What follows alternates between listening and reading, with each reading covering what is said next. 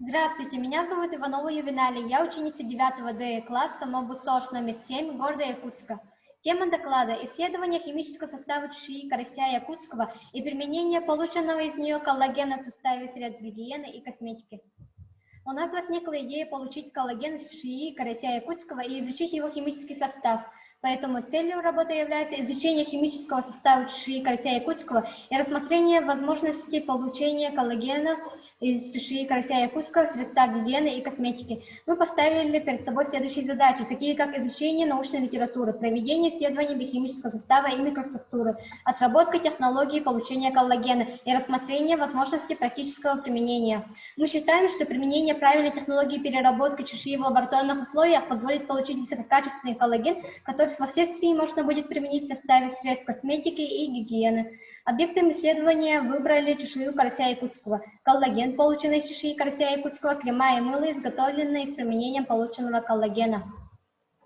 Методы исследования. Биохимический анализ чешуи с помощью спектра STAR-2200, исследование структуры и поэлементный анализ чешуи электронным микроскопом с высоким разрешением.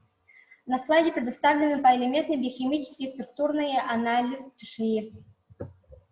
Технология получения коллагена из чешуи карася якутского состоит из 3 этапов. Первое – промывка и высушивание, второе – измельчение, третье – получение нативного коллагена. На слайде показано применение полученного коллагена в косметологии и средствах гигиены. Нами изготовлены гель, скраб, мыло и крема.